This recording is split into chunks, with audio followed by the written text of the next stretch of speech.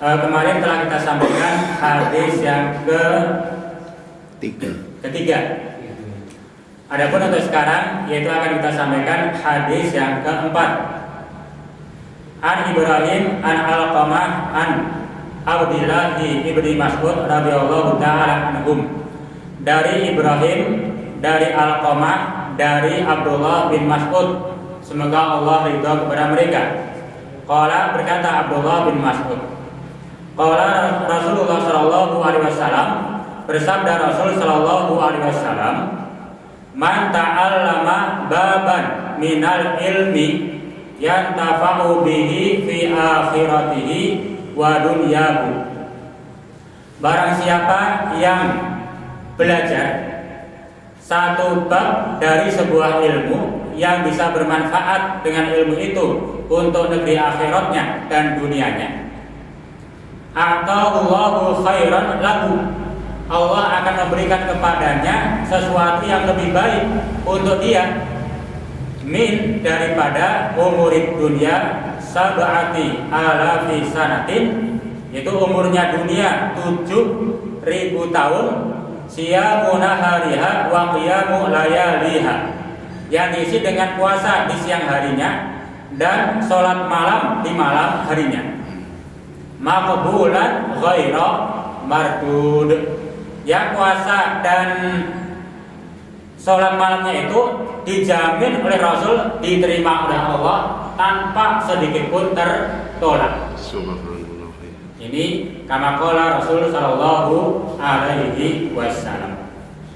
Kalau saya menggambarkan hadis ini punten, ada dua amal. Nah, ini biar agak sedikit beda jauh. Yang pertama, ada kegiatan yang namanya taklim atau ngaji. Ngaji, satu. Ada kegiatan yang namanya taklim atau ngaji. Yang kedua, ada as-shaum wal qiyam, yaitu puasa dan sholat malam. Ini ada dua perbuatan, dua amal ibadah. Satu ngaji, dua puasa dan sholat. Kalau punten, maka kita renungkan, kira-kira amal mana yang lebih berat dari dua amal ini? Satu ngaji, dua puasa. Mana yang lebih berat? Puasa. Kayaknya yang berat ini, Bu, ya. Lebih berat. Kalau dilihat dari sisi jenis berat dan tidak, kita bisa bayangkan puasa sehari saja lapar, haus, capek, letih. Sedangkan orang ngaji santai tuh. Duduk santai. Duduk. Ngantuk. Misalnya senderan, teklak-tekluk, numpak jaran. Masih enak gitu. Taklim itu masih enak. Puasa, sholat, waduh, berat. Itu satu. Kalau dilihat dari sisi waktunya, orang ngaji satu bab, satu ilmu, Iya. kira-kira berapa jam? Ya mungkin Ya, jam. paling 1 jam. 1 jam tuh. Kira-kira satu jam. Ngaji hanya satu jam. Kalau kita puasa saja, belum malamnya, puasanya saja berapa jam? 12 jam tuh. 12 jam. Belum Kan siangnya. Iya. Ini 12 jam. Sementara hadis dikatakan bahwa man ta'allama baban minal ilm, barang siapa yang belajar atau ngaji satu bab dari sebuah ilmu yang hal itu bisa bermanfaat untuk dunia dan akhirat, itu Allah berikan pahala. Di sana ada apa? Pahala. Pahalanya ini lebih baik nanti, lebih baik, lebih banyak, lebih bagus dan seterusnya. Dibandingkan apa?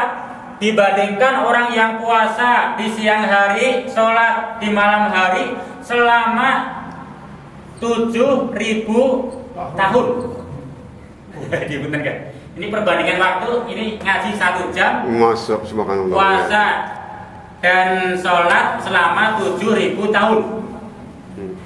Lalu dibikin jam berapa, punten kan? Iya, iya betul. 7.000 kalau setahun aja 360 kali 24 nanti kali 7. Kira-kira 60 sudah juta jam. Ini kita ambil yang pendek. Kita perkirakan antara 68 terakhirnya ada 4. Berarti 60.840 jam. 6.840.000 jam. Iya. Kalau dihitung ini, nanti dicek nih, melihat bebannya. Jadi 60.840 jam. Sedangkan ngaji hanya 1 jam. Kalau dipikir-pikir, ini 1 jam, ini 60.840 jam. Harusnya pahalanya banyak yang mana? Ini dapat pahala ini. Ya harus banyak salat dan puasa harusnya sih. Ada pahala. Iya. 1 jam dibandingkan 60 juta jam. Harusnya banyak pahalanya Iya. orang yang Secara kasar. puasa dan sholat selama 7.000 tahun ini. Tapi dalam hadis tidak demikian. Allah menyatakan orang yang belajar atau ngaji hanya 1 jam, Allah akan berikan sesuatu yang lebih baik. Sesuatu yang lebih baik. Berarti pahalanya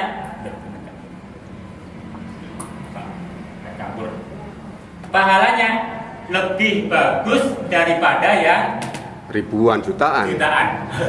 Cuma 1 jam. 1 jam ngaji itu pahalanya bisa lebih bagus, lebih baik, lebih banyak daripada yang 60 juta jam. Ini kira-kira kalau hitungan pahala nggak ngeh, Iya, nggak nyambung kan? nggak nyambung. Coba kalau saya bayangkan Bu, kemarin ada yang mau berangkat ke Batam, cerita gajinya 6 juta per bulan, kalau nggak salah. Bodoh kayak 6 juta rupiah Bu per bulan. Gajinya. Kan sudah cerita tentang gaji, Iya. pengen. Iya. Terus Bu ya, 6 juta rupiah per bulan ke Batam, kerja di perkapalan, panas sampai hitam semua badan. Hampir-hampir dikatakan nggak ada yang putih. Belum resiko yang berat. Itu 6 juta per bulan. Kalau 1 tahun 72 juta. Kerja full, capek. Kira-kira kalau disuruh memilih, kalau tidak salah artis Raffi Ahmad 1 jam kurang itu honornya bisa 300 juta. Namun disuruh pilih Bu Punten, pilih kerja di perkapalan bikin dak setahun dapat 72 juta, capek, panas, resiko berat, 1 jam di tempat AC wawancara 300 juta. Pilih yang mana? Perkapalan. Namun duit kayak pilih yang gede. Lagi nggak, enaknya si artis. Bisa enggak Ya ini sih. Ini gambaran, milih. cari yang teringan pekerjaan tapi Pahalanya. gajinya gede gitu. Kan begitu biasanya pengen. Dalam beramal pun Allah telah menawarkan melalui lisan Rasulnya. Ada amalan puasa dan juga sholat malam selama 60 juta jam, 7.000 tahun. Pasti ada pahala. Tapi ada satu amalan ngaji hanya 1 jam. Kalau dihitung 1 jam misalkan pahala 1, berarti orang yang puasa sholat dalam 7.000 tahun dapat 60 juta pahala. Ada yang ngaji 1 jam lebih bagus dari itu, lebih baik dari itu, lebih banyak dari itu. Kira-kira pilih yang mana Pak? Ya, pilih yang ringan kan. Ringan tapi mantap. Ngaji 1 jam teklak-tekluk numpak jalan lebih bagus daripada itu, lebih banyak dari ini bisa jadi 100 juta loh ini. Ngaji 1 jam bisa jadi 100 juta. Tentunya kita pengen yang ngaji gitu kan. Sudah enak, ringan, waktunya cepat, tapi pahalanya besar. Ini kalau kita mau berpikir. Tapi sedikit orang yang ada perhatian dan kemauan, yaitu untuk man ta'allama baban minal ilmi. Sedikit. Maka alhamdulillah kita semua mudah-mudahan dimasukkan dalam golongan yaitu man ta'allama ini. Mudah-mudahan. Ini hadis memberikan gambaran tentang hasungan atau ajakan supaya kita memiliki ihtimam di dalam mencari ilmu agama dan memiliki al-istihad fihi, yaitu ada kesungguhan untuk mau mempelajari ilmu agama. Itu hasungan hadis ini. Tentunya dihasung dengan ada pahala yang besar ini. Allah la yukhliful mi'ad. Tidak akan pernah menyelisihi janjinya. Nah, ini punten kira-kira bisa dipahami? Bisa tak. Jadi menurut saya ini orang sholat kayak apa, puasa kayak apa, tapi karena nggak pernah ngaji, mungkin sholat puasanya kurang memenuhi syarat gitu. Ya, salah satunya. Salah satunya ya. Sebab keutamaan mengapa ngaji yang 1 jam ini pahalanya lebih besar dari itu. Sebab yang namanya ilmu merupakan landasan asas dari semua amal ibadah. Ketika seseorang melakukan amal ibadah tanpa dilandasi ilmu, maka hal itu kurang sempurna. Makanya tolabul ilmi ini akan menyempurnakan segala amal-amal ibadah. Maka ketika Imam Malik radhiyallahu an mendatangi satu desa dan sangat dikenal, Imam Malik ini orang yang alim, orang yang banyak keutamaannya. Dan kemudian di desa itu ada Imam As-Syafi'i. Pengen tahu Imam Malik sudah tenar, generasinya duluan. Terkenal. Jadi Imam Syafi'i itu muridnya Imam Malik. Iya. Karena banyak mendengar bahwa Imam Malik begini dan begini dan begini, ketika akan datang ke desanya, pengen tahu apa sih yang dilakukan oleh Imam Malik ini. Apa karena puasanya yang tiap hari, atau karena setiap malam dia melakukan sholat malam terus-terusan? Beberapa hari diintip terus. Kalau malam diintip, sedang apa Imam Malik ini? Ketika diintip, Imam Malik sedang belajar, membaca beberapa jam, kemudian tidur. Ketika bangun, diintip lagi, dalam keadaan masih belajar. Sampai beberapa hari, akhirnya ada rasa pengen tahu, penasaran. Karena terkenal alim, banyak keutamaan, tapi kok hanya begitu-begitu saja. Kemudian ditanyakan, ya saya mendengar bahwa engkau adalah ini dan ini, tapi saya lihat engkau malam hari nggak pernah sholat. Belajar. Kemudian oleh Imam Malik radhiyallahu an menyatakan, kita belajar dan memperhatikan keadaan umat sekejap saja itu lebih utama daripada kita sholat ribuan tahun, kata Imam Malik. Makanya belajar ini subhanallah. Ya kita sepakan sekali ya diusahakan.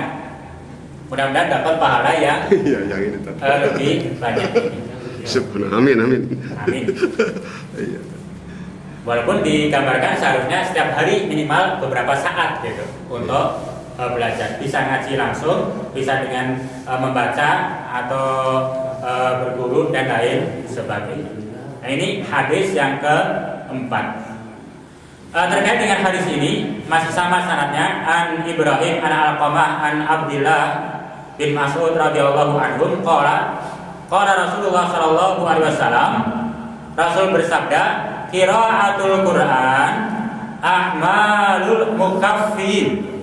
Membaca Al-Quran ini perbuatan orang-orang yang merasa cukup. Orang yang merasa yakin dia cukup, dia sempurna amal-amalnya, itu ditandai membaca Al-Quran. Secara mafhum mukhalafahnya, kalau kita jarang membaca Al-Quran, kita belum mencapai kesempurnaan dalam beragama. Jadi orang yang sempurna agamanya sempurna akhlaknya, Rasul menyatakan mereka biasa membaca Al-Quran. Itu satu. Kemudian Rasul menyatakan wa sholatu a'malul a'ajis. Sedangkan sholat itu merupakan perbuatan orang-orang yang merasa lemah. Jadi orang yang merasa lemah, tidak ada daya dan kekuatan, maka kalau merasa demikian, hendaklah banyak sholat. Sholat ini bisa bermakna doa, banyak berdoa kepada Allah Ta'ala. Sehingga kalau tidak pernah berdoa kepada Allah, tidak pernah melaksanakan sholat, dia itu sombong, merasa dirinya kuat. Orang yang dia yakin, saya ini orang yang lemah, tidak punya daya dan kekuatan, maka dia perhatian, yaitu dengan sholat. Kemudian wasaum a'malul fuqara, sedangkan puasa itu perbuatan orang-orang yang merasa fakir, merasa butuh, merasa memerlukan akan rezeki dari Allah, maka untuk membuka rezeki salah satunya puasa.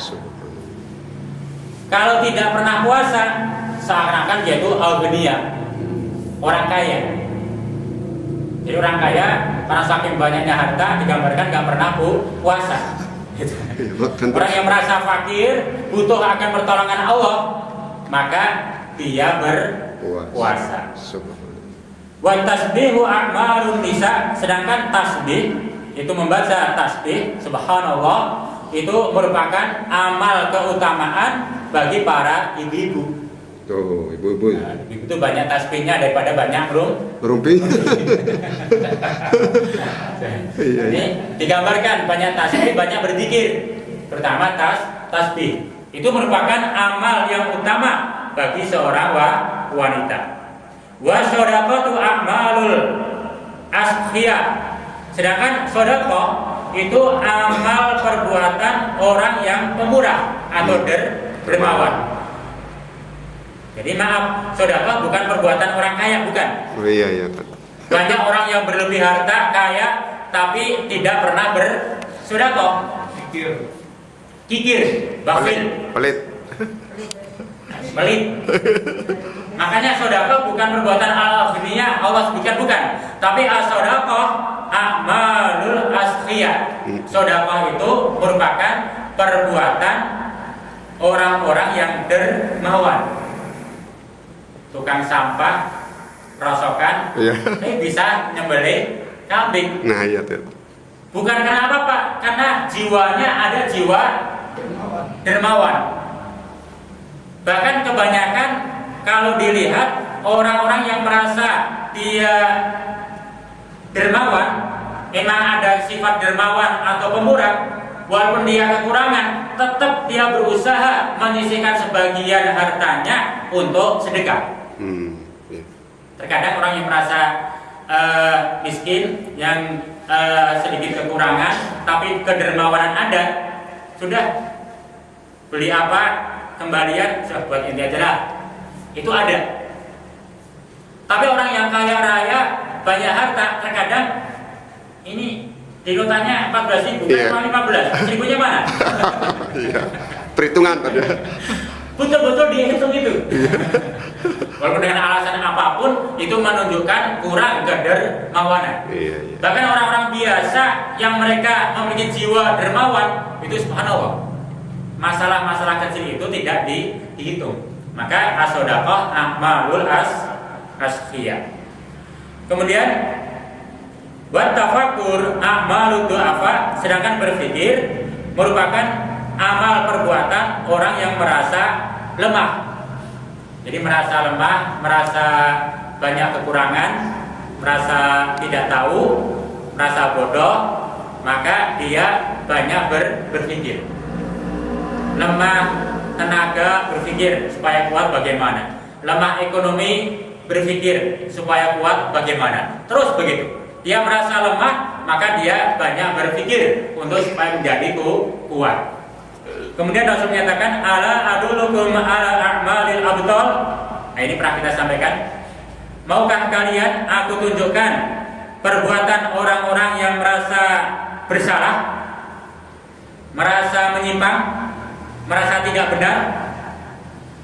Maka kila, para sahabat menjawab, ya Rasulullah, wa ma a'malul abtal?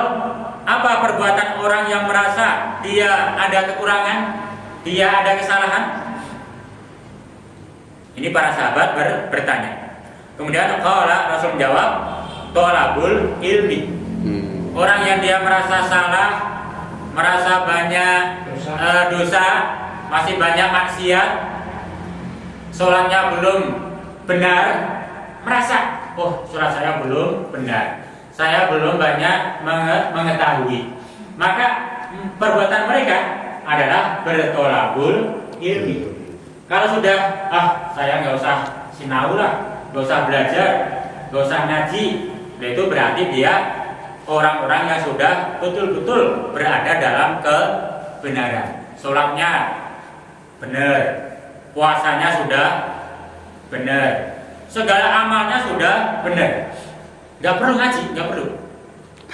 Ya, sudah nggak perlu ngaji, nggak perlu. Tapi kalau sudah masih merasa salah, masih merasa kurang, maka amal mereka adalah thalabul ilmi.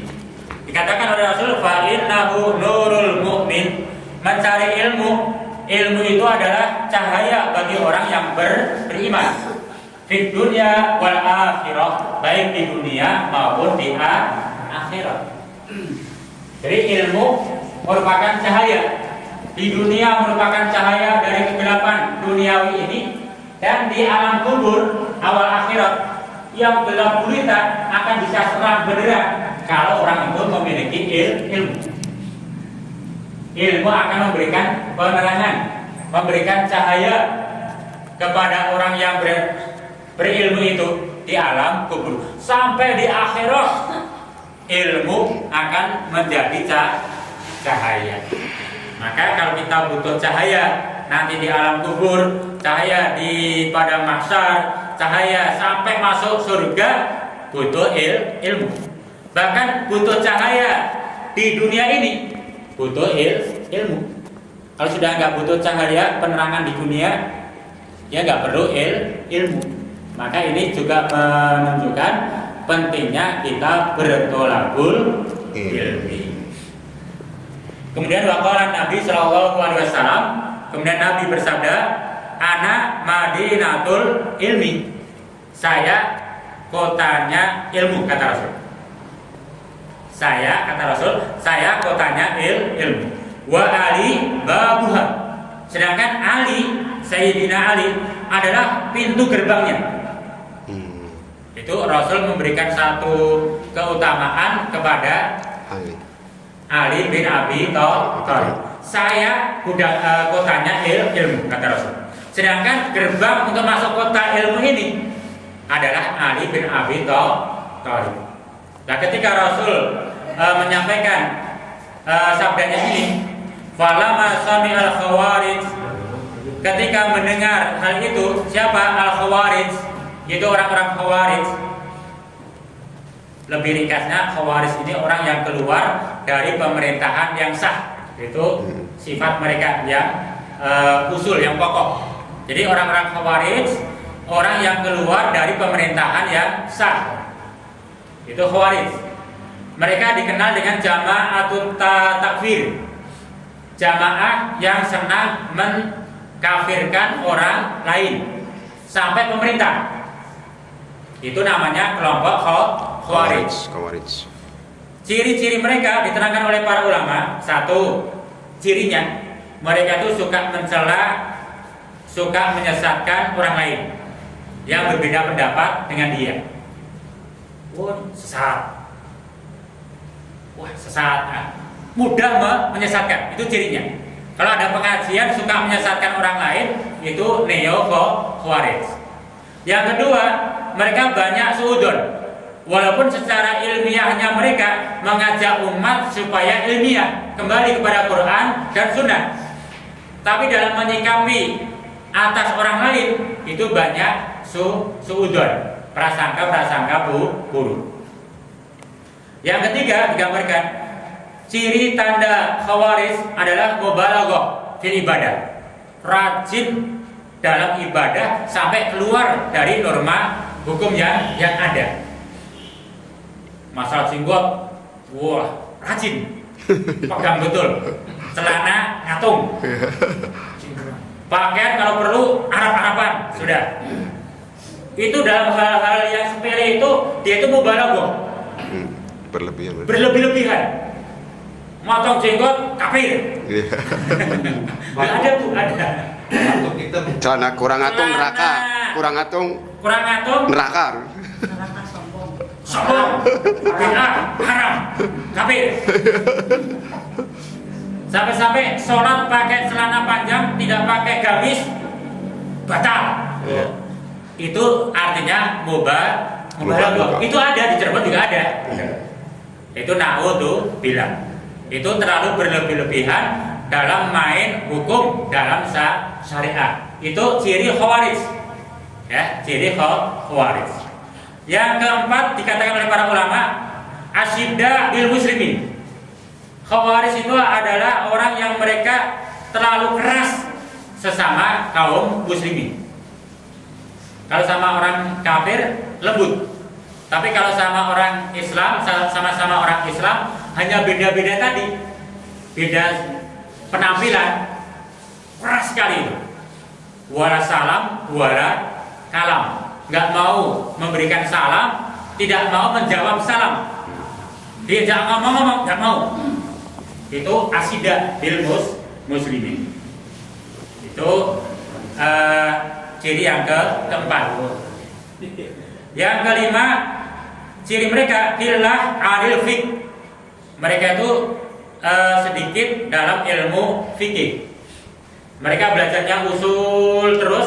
Yang namanya usul, barang siapa yang mengamalkan amalan yang tidak dicontohkan Nabi, bid'ah. Iya. Itu usul namanya. Yang dipegang usul ini terus, ada amal dalam hal fikih kok berbeda. Oh, nggak ada amal. Hadisnya nggak ada, ahlul bid'ah. Itu ahlul bid'ah. Jadi kenapa mereka kilah ahlul fiqh, yaitu sedikit mempelajari ilmu fikih. Kalau mereka mempelajari ilmu fikih, itu dipahami secara usul agamanya, tidak melihat yaitu pendapat-pendapat fikih atau para al-fuqaha yang berdasarkan syariat yang ada. Habis sholat, zikir bareng-bareng, wah hadisnya nggak ada perintahnya, nggak mau lah, bid'ah gitu, nggak mau. Nah, itu sampai ada. Kemudian kebanyakan khawarij itu adalah ahdatsul asnan. Kebanyakan si pelakunya, pengikutnya itu anak-anak muda. Itu kebanyakan anak muda. Ditambah lagi sufahaul ahlam, mereka dalam mengkaji ayat-ayat Al-Quran atau hadis itu terlalu letterlek. Pokoknya kalau hadisnya begini, harus begini. Kalau ada orang lain begitu, salah sudah. Iya. Jadi tidak melihat fiqhul waqi' kalau dikatakan oleh para ulama. Jadi fikih kenyataannya bagaimana? Pokoknya zaman Rasul nggak ada bid'ah. Karena bukan hanya bid'ah, kullu bid'ah dolah sesat. Kullu dolah finar, neraka. Itu gambaran orang-orang khawarij. Ketika Rasul menyampaikan, aku adalah kota ilmu, Ali adalah gerbang atau pintu untuk masuk ke dalamnya, orang khawarij ini yang dia memiliki sifat-sifat tadi itu nggak percaya masuk ke Ali. Maka karena tidak percayanya, dia menguji kepada Ali bin Abi Thalib. Digambarkan dalam kisah ini. Dan kalau begitu kita oleh mereka berunding, kita uji Ali bin Abi Thalib itu, apa benar dia itu pintu daripada ilmu yang Rasul sampaikan. Nanti kita datang satu persatu, kita uji jawabannya bagaimana. Ada satu orang datang bertanya, ya Ali, bagaimana pendapatmu antara ilmu dan harta, mana yang afdol? Itu Orang Khawarij yang pertama bertanya, antara ilmu dan harta mana yang utama? Ini kayaknya salah ini benar kan? Khawatir. Tapi bisa saja pakai bensin. Antara ilmu dan harta mana yang utama? Kata Ali, al-ilm afdal minal mal. Ilmu itu lebih utama daripada harta. Itu jawaban Ali bin Abi Thalib. Kemudian tidak puas dengan jawaban itu. Apa dasar hukumnya? Ditanya. Kata Ali bin Abi Thalib, qala al-ilmu miratul anbiya wal mal miratu Qarun wa Syaddad wa Fir'aun. Mengapa ilmu kok lebih utama daripada harta? Kata Ali, sebab ilmu itu warisan para nabi. Para nabi adalah orang yang paling mulia di sisi Allah dan di sisi makhluk. Maka yang mengambil warisan nabi orang mulia, sebab yang diwariskan nabi adalah kemuliaan, yaitu ilmu. Sedangkan harta, kata Ali, harta itu warisan Qarun, Syaddad atau Hamam dan Fir'aun. Warisannya orang-orang yang durjana, warisannya orang-orang yang maksiat, yang durhaka kepada Allah Ta'ala. Itu harta. Maka warisan Nabi lebih utama daripada warisan Fir'aun. Itu kata Ali. Orang Khawarij, oh benar juga ini Ali ini. Kemudian hari kedua datang orang yang kedua, bertanya lagi yang sama. Ya Ali, lebih utama mana antara ilmu dan harta? Kata Ali, ilmu lebih utama. Kenapa? Kata Khawarij ini. Kemudian dijawab oleh Ali bin Abi Thalib, faqala al-ilmu yahrusuka wal mal tahrusuhu. Ilmu itu akan menjagamu, sedangkan kalau harta, engkau akan menjaga harta itu. Jadi kalau orang punya ilmu akan dijaga oleh ilmu itu, baik di dunia sampai nanti di akhirat, ilmu tetap menyertai, menjaga. Tapi kalau namanya harta, di dunia butuh penjagaan. Maka orang berilmu lebih tenang sebab dia dijaga oleh ilmunya. Orang berharta, semakin tambah banyak harta, semakin gelisah, nggak bisa tidur. Banyak satpam. Sudah satpamnya sudah berlapis-lapis masih, aduh nanti ada yang, aduh, bingung dia. Tapi semakin banyak ilmu, tenang dia, sebab ilmu akan menjaga dia. Itu kata Ali bin Abi Thalib. Hari yang ketiga datang lagi Khawarij yang ketiga, bertanya yang sama, dijawab lagi. Kenapa kok ilmu lebih utama daripada harta? Ali menjawab bahwa li sahibil mal aduun katsir wa li sahibil ilm shadiqun katsir. Orang yang banyak harta itu akan banyak musuh. Tapi kalau banyak ilmu, banyak teman. Itu nyatanya orang banyak harta, tapi anak buah banyak, temannya banyak. Itu walaupun dia dekat berteman, tapi sebetulnya musuh dalam selimut, ingin menghancurkan. Tapi kalau orang berilmu, banyak orang yang datang, dia tidak ingin menghancurkannya, tidak, ingin mengambil ilmu. Ingin mengambil ilmunya, manfaat dari ilmunya. Itu kata Ali. Hari keempat datang yang keempat, bertanya yang sama, dijawab yang sama. Sampai minta apa dalilnya. Kemudian Ali menjawab bahwa qala, Ali menjawab, idza sarafta minal mal fa innahu yanqus. Kalau engkau keluarkan hartamu, maka hartamu akan berkurang. Punya 1000, dikeluarkan 100. Ya bukan 1000 lagi, menjadi 900. Kata Ali, berkurang harta itu kalau dikeluarkan. Wa idza sarafta minal ilm yazid. Tapi kalau engkau punya ilmu dan engkau keluarkan, engkau ajarkan, akan bertambah. Maka ilmu itu lebih utama. Dari satu bab diajarkan, habis yang dia ketahui sudah diajarkan, maka ini gak akan habis.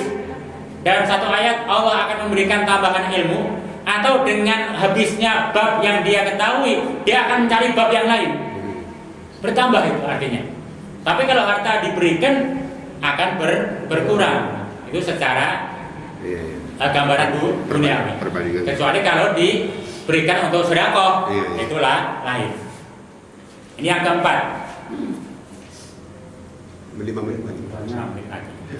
Yang kelima, dalil ilmu lebih bermanfaat daripada harta, kata Ali, yaitu